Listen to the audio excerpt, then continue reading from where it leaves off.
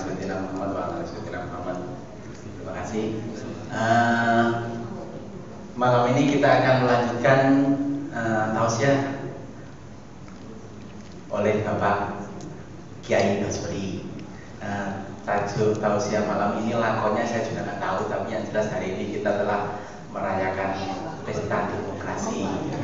Siapapun yang menang kita harus mendukung, karena itu adalah umarok kita. Nah, bagaimana pandangan dari para kiai mengenai ini? Ngomong waktu dan tempat kami persilakan. Memaksa ya. Menang soalnya. Oh gitu ya Pak. Jadi seneng dia. Maka langsung saya mimpin. Assalamualaikum warahmatullahi wabarakatuh. Waalaikumsalam. Bismillahirrahmanirrahim. Alhamdulillahirabbil alamin. Shalatu wassalamu ala asyrofil anbiya'i wal mursalin Muhammadin wa ala alihi washabihi ajmain. Bapak Ibu yang sangat saya hormati, Pak Munir, terima kasih telah menyempurnakan tugas saya. Mohon maaf, tidak tahu ada apa, kok error, jadi biasanya tidak apa-apa. Error masih manusia. Mungkin saya tidak tahu apakah ada hubungannya dengan skor 7-1 atau dengan hasil quick count, tapi mudah-mudahan tidak ada. Yang jelas mudah-mudahan Allah memaafkan kehilangan saya. Amin. Bapak Ibu,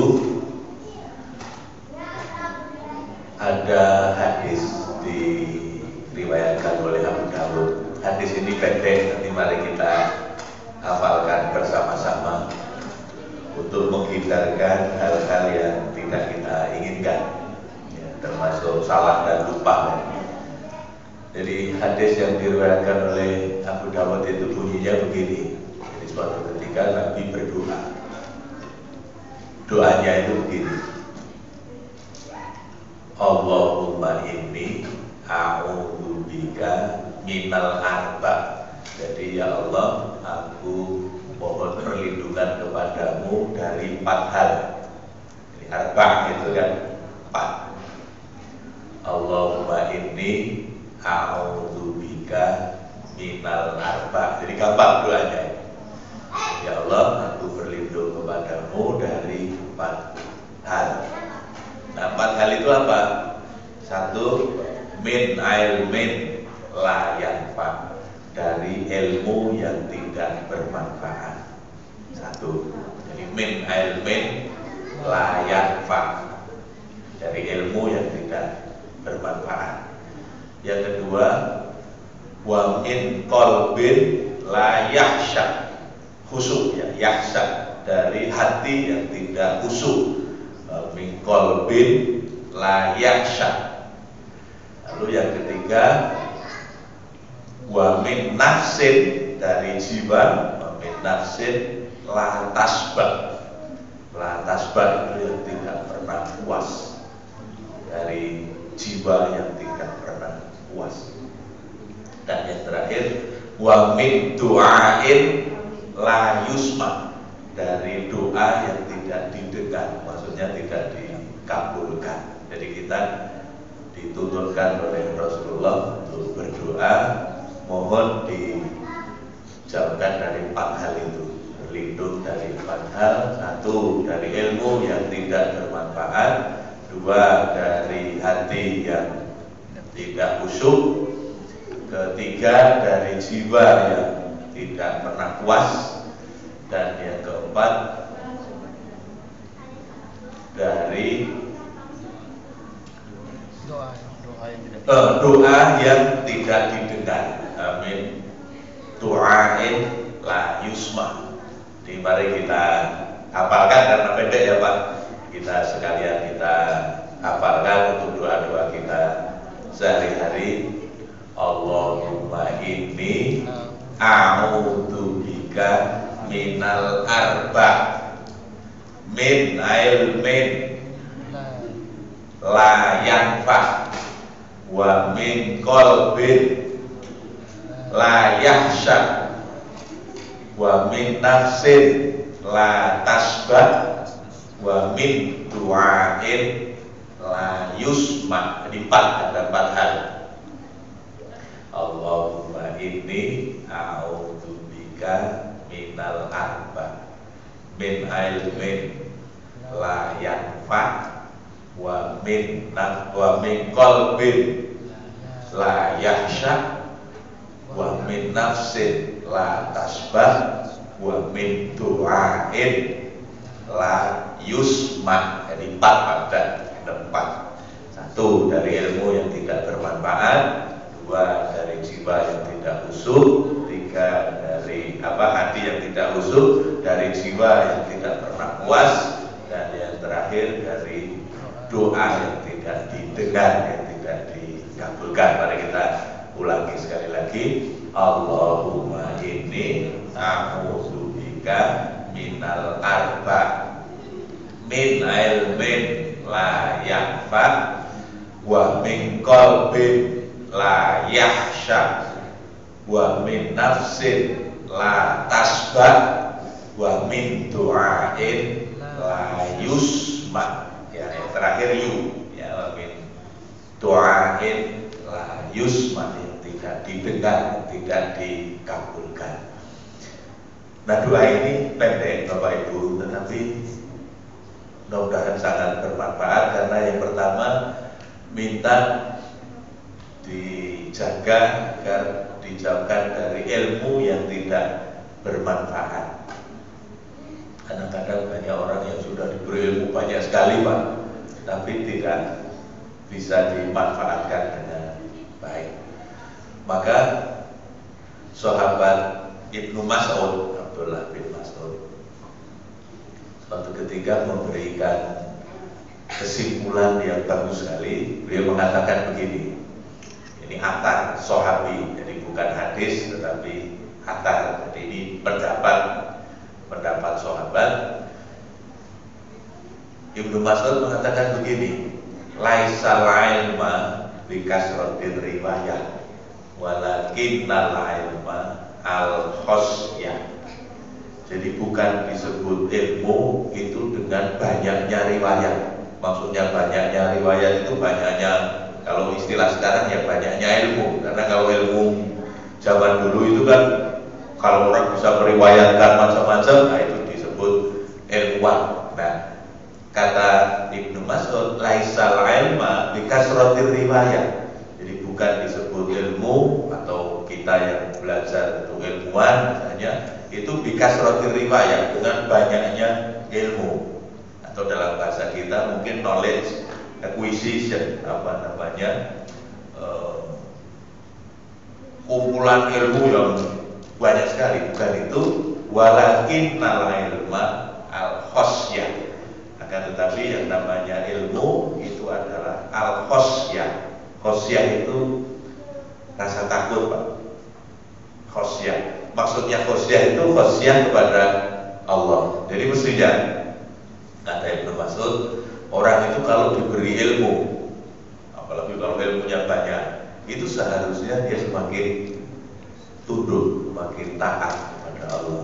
Makanya dikatakan dalam kata sahabat Ibnu Mas'ud itu, laisal ilma bikasratir riwayah walakinnal ilma al-khosyah. Jadi harus lebih punya rasa takut, rasa dekat dengan yang Maha Kuasa. Jadi harapannya kita berlindung tadi, yang pertama dari ilmu yang tidak bermanfaat itu adalah kita ingin agar ilmu yang sudah kita pelajari, apapun ilmu itu, pertama pasti akan bermanfaat untuk kita dan masyarakat di sekitar kita. Yang kedua, vertikal, itu juga ilmu itu membuat kita semakin takut kepada Allah. Itulah sebabnya di dalam Al-Quran dikatakan, yang takut kepada Allah, yang bisa takut kepada Allah itu minai badil ulama, ya, orang para yang berilmu, yang punya ilmu banyak, itu memang makin lama makin takut. Maka salah satu cirinya adalah apa dalam bahasa Indonesianya? Cengeng barangkali ya Bu. Jadi mudah terharu, mudah tersentuh. Jadi kalau melihat sesuatu, mempelajari sesuatu, dapat ilmu atau melihat ada fenomena baru, itu langsung kaitannya dengan Allah. Itu yang kemudian membuat hatinya mudah sekali tergetar.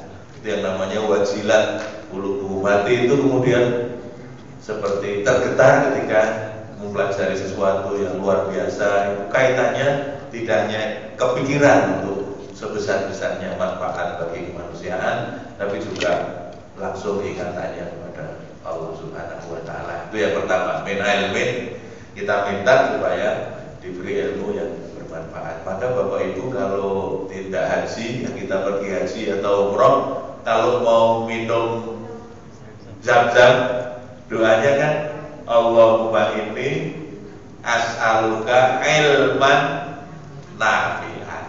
Jadi yang diminta itu ya ilmu yang bermanfaat. Allahumma inni as'aluka ilman nafi'an wa rizqan wasi'an, minta rezeki yang luas, wasifaan min kulli da'in, masa komen minta diberi obat dari segala macam penyakit. Itu kan kalau kita mau minum air zam-zam kan doanya juga begitu. Jadi memang dimanapun sebetulnya kalau kita minta ilmu itu minta ilmu yang bermanfaat. Maka di doa kita tadi minta dijaga dari 4 hal itu. Yang pertama, min ilmin la yanfa, dari ilmu yang tidak bermanfaat.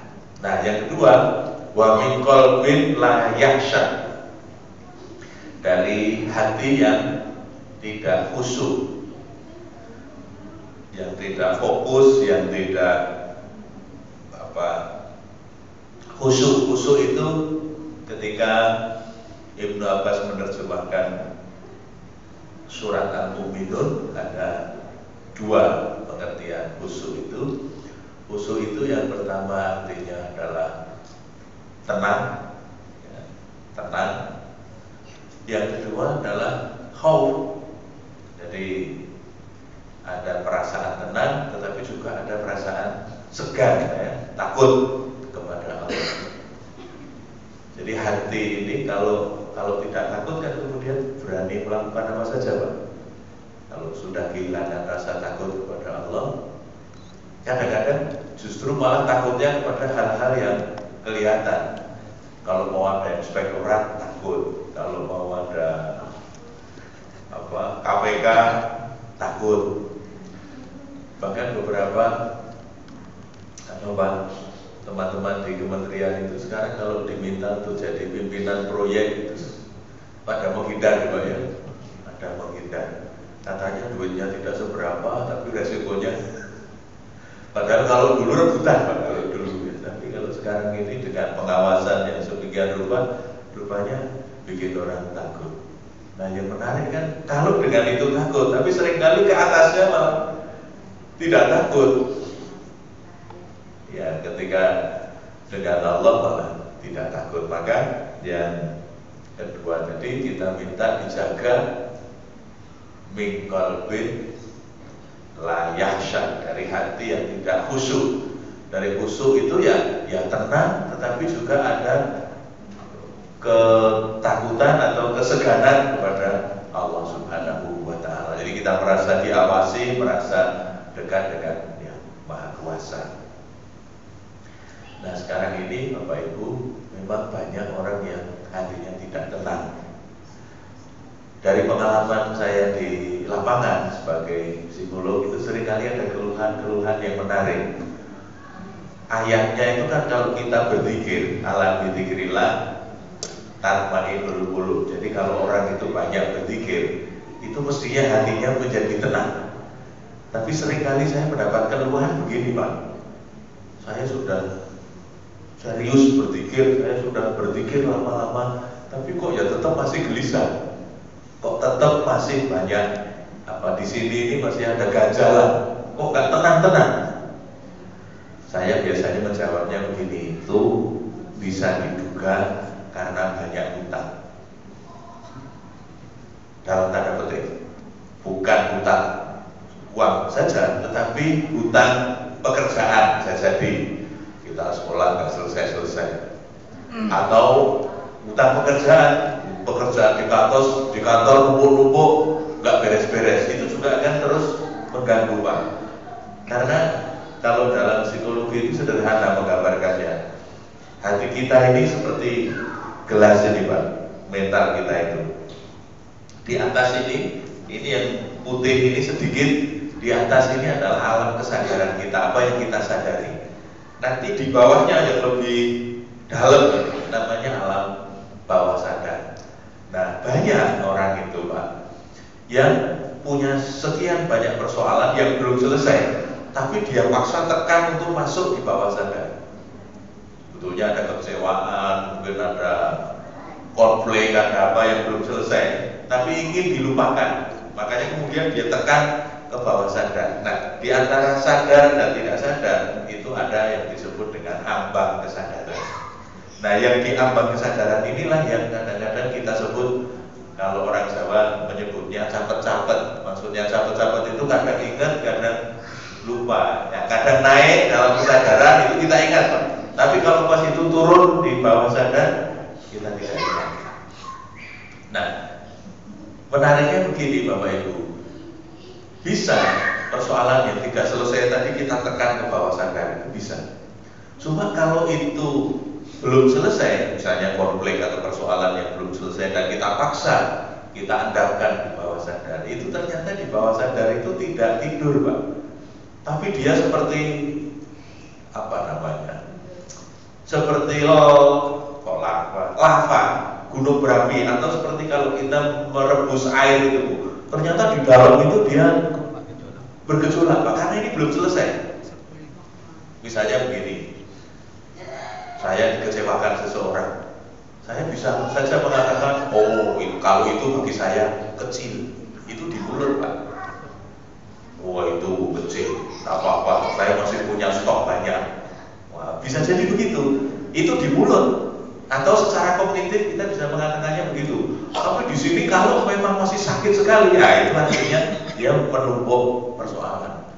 Jadi itu tidak konsisten antara apa yang dia simpan di dalam hati dengan apa yang dia ucapkan. Nah, orang itu kalau semakin banyak yang begitu Pak, itu biasanya isi di alam bawah sadar itu semakin banyak. Nah, kalau yang bergejolak tadi semakin banyak, nah itu biasanya munculnya macam-macam. Bisa kalau tidur mimpi yang serem-serem, mimpi yang mimpinya itu tidak enak. Jadi seringkali kalau tidur kok mimpi yang tidak enak, itu salah satu indikasi bahwa bawah sadarnya itu terlalu penuh Pak, penuh konflik-konflik yang tidak selesai.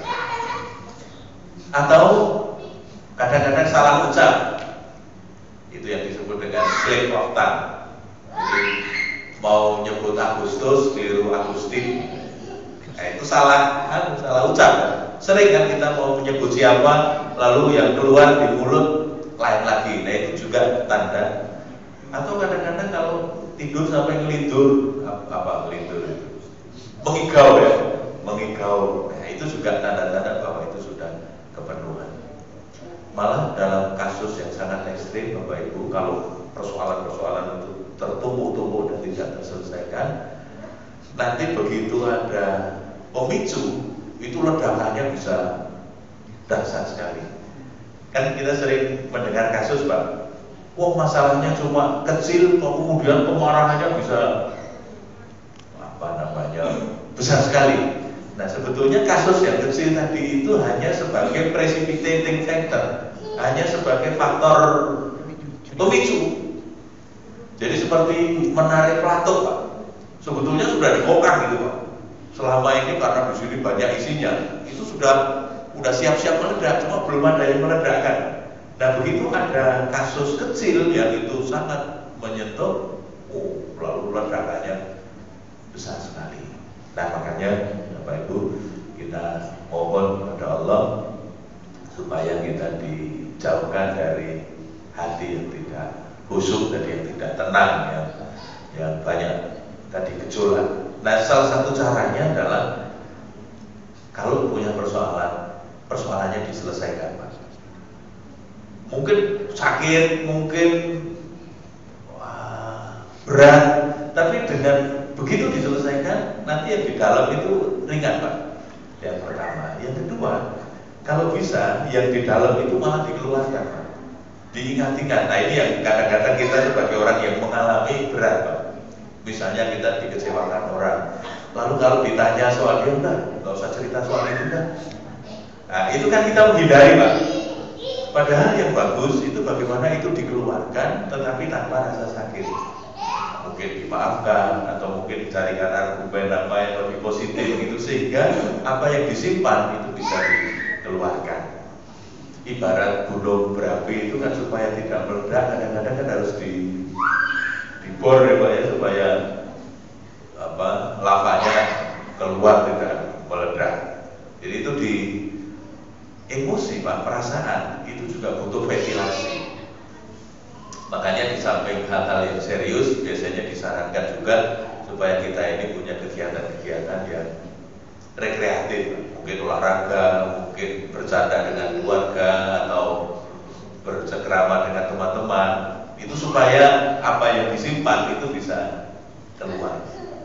Jadi yang butuh ventilasi itu rupanya tidak cuma hidup Pak, tapi perasaan kita itu juga butuh ventilasi.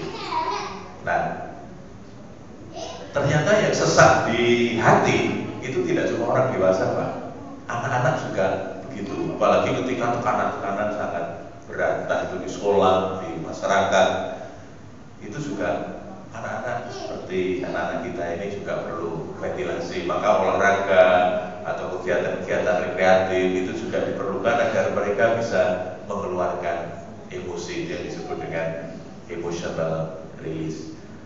Nah, yang ketiga, wa min nafsin la tasba. Jadi kita mohon dilindungi dari jiwa yang tidak pernah puas Pak. Tadi kita bergurau di mobil ya Pak ya. Kalau kita tidak puas, itu sudah punya satu saja pengen dua. Nanti sudah punya dua Pak, pengen tiga. Nanti kalau sudah punya tiga, pengen empat Pak.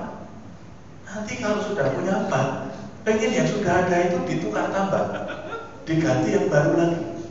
Oh, saya suatu ketika Pak diundang presiden poligami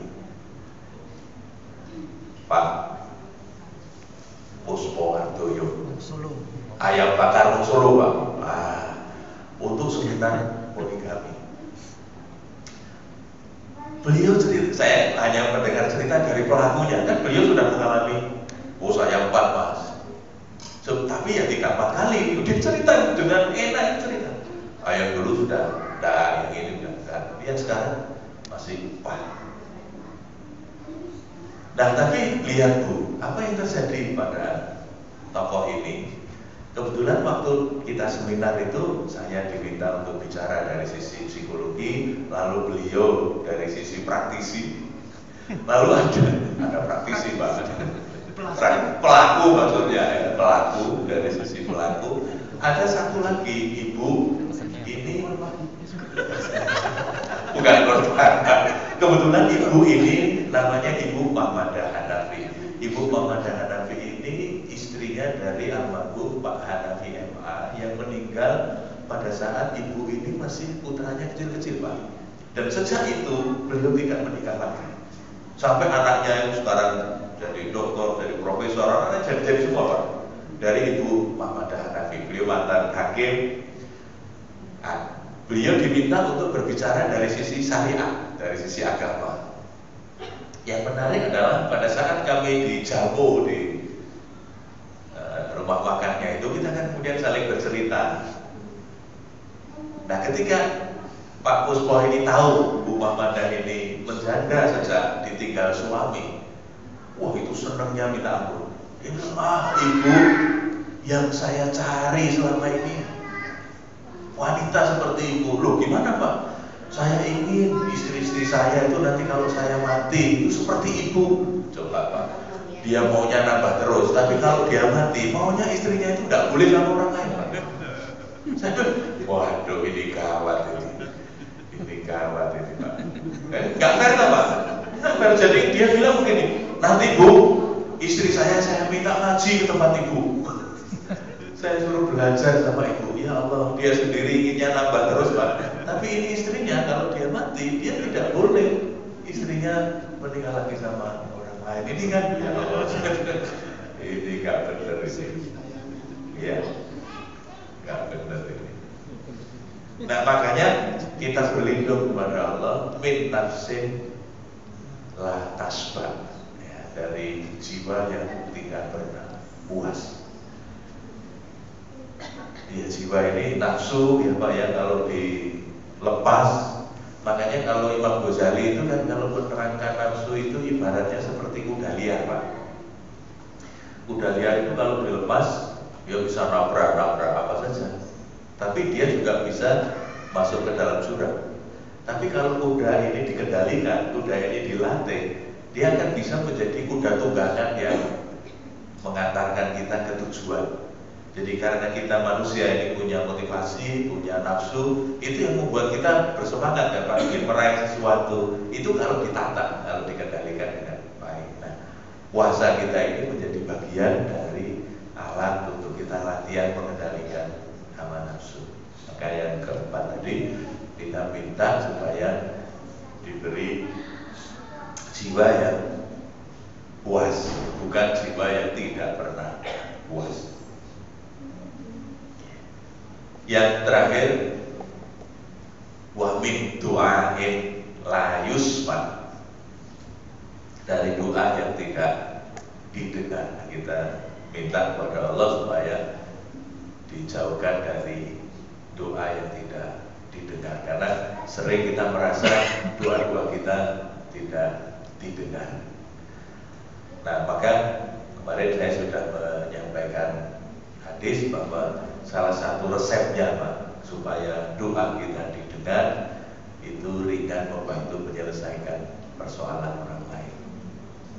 Man arada tustajaba da'watuhu wa antusyaba qurbatuhu falyufarrij an musirin. Siapa yang ingin doa-doanya dikabulkan dan dibebaskan dari kesulitan hidup, maka ringanlah membantu menyelesaikan persoalan orang lain. Jadi kalau membantu orang lain itu tidak usah hitung-hitungan, ya, tidak usah hitung-hitungan, karena itu nanti akan diganti oleh Allah dengan doa-doa kita dikabulkan dan kita dibebaskan dari kesulitan.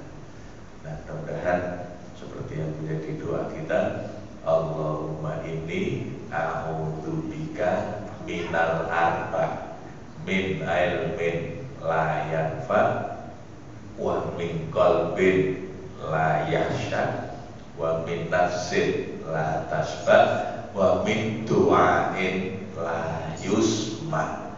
Makasih, mudah-mudahan yang sedikit ini ada manfaatnya. Assalamualaikum warahmatullahi wabarakatuh. Nah, terima kasih Pak Kiai, wah mantap sekali nih. Ilmu yang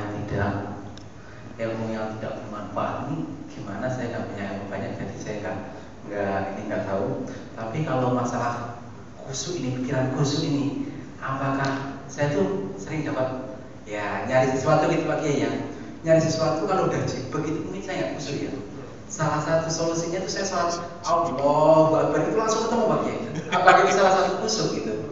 Dan doa yang tidak didengar itu, saya tuh selalu berdoa Pak Kiai. Doanya itu ingin jadi gubernur Jakarta, yang jadi itu mau gimana? Itu kenapa nggak didengar juga? Bagaimana ya Pak Kiai? Coba ini sebelum yang lainnya bertanya, saya mau bertanya dulu itu.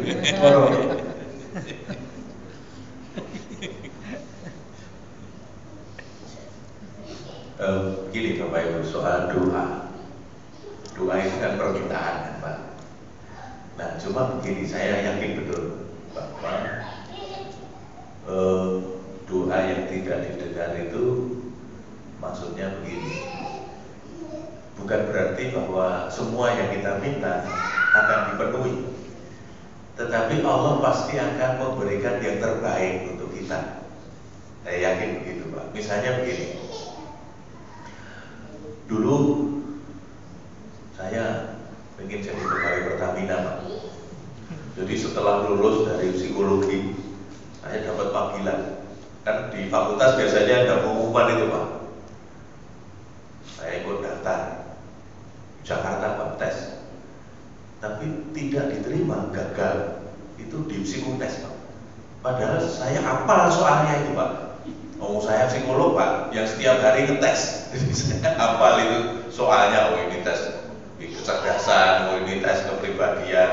Oh saya biasa ngetes Pak. Saya berdoa ya Allah, mudah-mudahan diterima. Tapi rupanya Allah berkehendak lain. Rupanya saya tidak cocok mungkin untuk bergabung di Pertamina. Cocoknya jadi guru Pak, jadi dikabulkan oleh Allah. Saya mendapatkan juga pekerjaan, tetapi tidak di Pertamina, tapi di Jogja jadi guru. Nah rupanya kalau jadi guru di Jogja ya bisa ketemu Pertamina di Tokyo juga. Jadi akhirnya ketemu juga. Nah cuma sering kali begini, kita sering tidak terima kalau apa yang kita minta itu tidak spontan dipenuhi. Padahal Allah punya cara lain untuk memenuhi apa yang kita minta. Allah punya rencana. Maka ada ayat itu wa makaru wa makarallah wallahu khairul makirin. Mungkin orang itu punya perkiraan, punya tipu daya, punya macam-macam, tapi tetap Allah yang paling tahu. Nah maka para ulama kan mengatakan begini, al-insan bitakhir wallah bitakdir. Jadi manusia itu hanya berusaha ya Pak ya. Kita hanya berdoa dan berusaha. Wallah bitakdir, tapi yang menentukan ya Allah. Nah kalau kita punya semangat yang begitu, itu kita tenang Pak. Kita tetap meminta, kita tetap berusaha. Tapi kalau sudah pol, kemudian kita diberi yang lain, ya sudah, itu kita terima, kita syukuri, itulah yang terbaik buat kita. Mungkin begitu Pak, komentar saya. Nah kalau khusyuk itu artinya fokus dan berpusat kepada Allah Pak, tidak pada apa yang kita cari. Nah itu mungkin konsentrasi kita karena pikiran bening Pak, kemudian apa yang ada di bawah sadar tadi keluar. Ya jadi ingat kan, jadi gelombangnya itu jadi bagus Pak, makanya kemudian apa yang tadinya tertutup itu keluar. Itu sebabnya juga Pak, kalau orang tidur itu kan tenang Pak, maka segala ingatan, maka kalau di dalam ini isinya macam-macam keluar semua Pak. Yang silakan. Teman saya Pak, tidur mengikut nama seseorang yang disebut-sebut, wah ketahuan Pak, ketahuan. Begitu bangun, siapa yang tadi kok nyebut-nyebut, wah terus dibuka HP-nya, ditelusuri. Nah ternyata apa yang selama ini disimpan begitu tidur lepas, terbuka Pak, pintunya yang tadi disembunyikan ditutup rapat terbuka, begitu terbuka muncul. Kadang-kadang munculnya dalam tidur atau kadang keceplosan ketika bicara. Mungkin begitu Pak komentar saya. Terima kasih. Mungkin ada pertanyaan dari ibu atau bapak, ibu Pertamina. Nggih. Kayaknya emang ngancem. Oh, terima kasih. Nggih, moga ada yang lain. Bapak-bapak, gimana? Kalau ilmu yang tidak bermanfaat itu bagaimana? Ini mungkin ada ilmuwan kita ini, monggo Mas Kunto.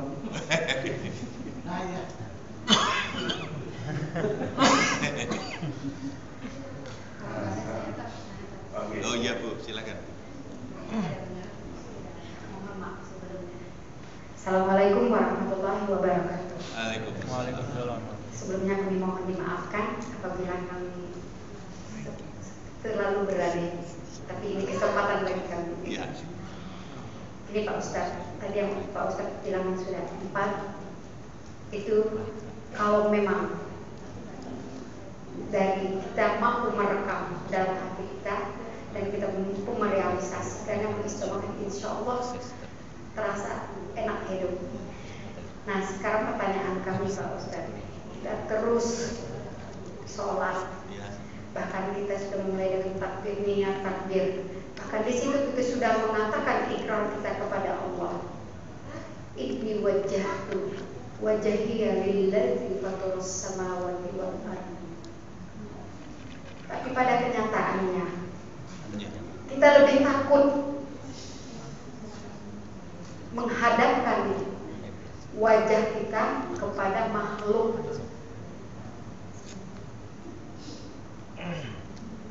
Padahal ini sudah tahu, orang itu berilmu, dia punya ilmu, dia mengerti sebatas ilmu.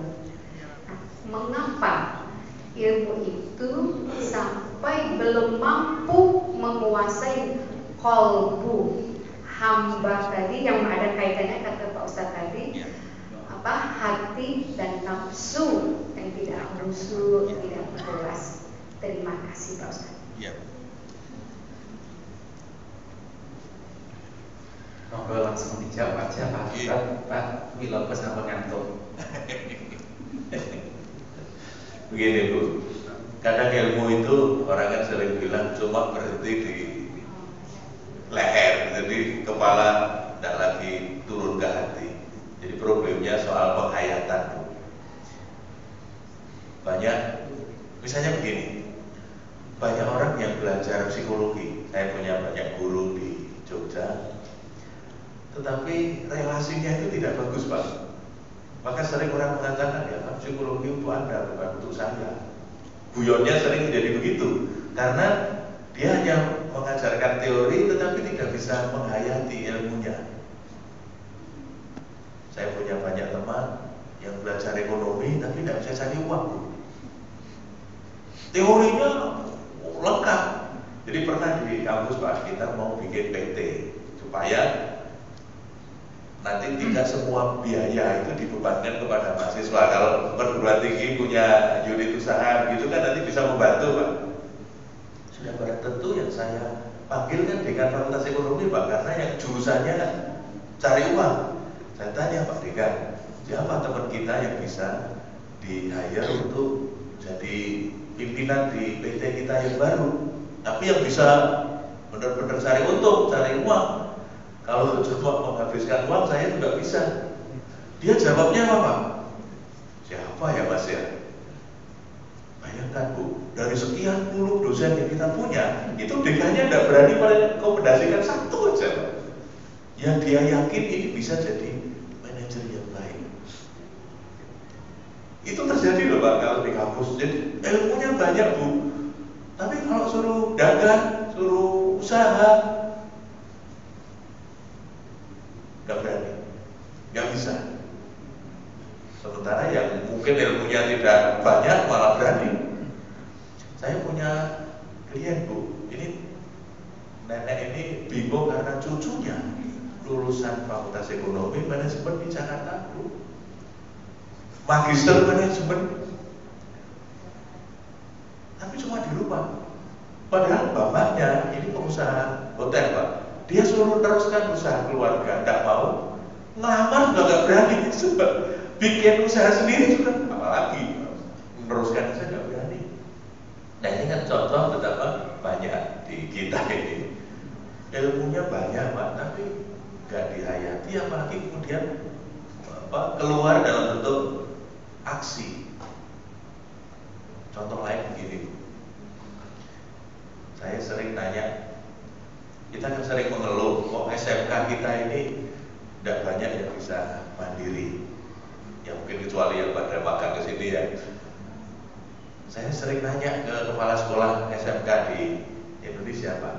Hampir setiap kali saya ke SMK saya tanya, berapa persen guru SMK itu yang punya usaha mandiri?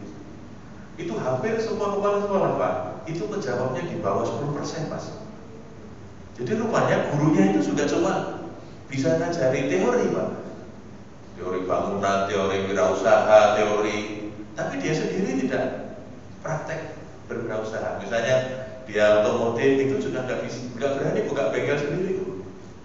Nah Ibu bisa membayangkan kalau gurunya nggak berani praktek sendiri, apalagi muridnya. Jadi kalau muridnya juga gak banyak yang berani mandiri, itu karena contohnya kurang banyak. Nah, maka mungkin yang harus kita dorong adalah ilmu yang bermanfaat tadi itu kita mulai dari kita sendiri, kita berikan contoh, jadi kita juga terampil betul, supaya nanti generasi berikutnya juga bisa meniru dari ilmu yang sudah kita pelajari. Di kampus itu sering menjadi persoalan begini, banyak teman-teman melakukan riset, tapi risetnya itu tidak aplikatif ya Pak ya, tidak bisa dipakai untuk menyelesaikan persoalan-persoalan real di lapangan. Dapat lalu jadi paper atau masuk jurnal selesai. Tapi petani di sebelahnya tetap miskin, buruh di sebelahnya tidak sejahtera. Padahal ini banyak sahabat yang belajar ilmu-ilmu untuk mengatasi itu, tapi tidak diaplikasikan. Mudah-mudahan ilmu yang kita pelajari itu betul-betul bermanfaat. Ya. Saya ingin memberi contoh kemarin waktu kami di Gurma itu diskusi dengan teman-teman karena di sana banyak yang engineer. Saya sampaikan teman-teman di Jogja, di Banyuwangi itu punya lahan pertanian yang bagus Pak, tapi karena irigasinya tidak bagus, dia panen cuma sekali karena nggak ada airnya Bu, nunggu hujan, maka setahun cuma panen sekali. Nah di Banyuwangi itu karena tanahnya masih luas, banyak petani itu kaya-kaya Bu, padahal dia cuma panen sekali.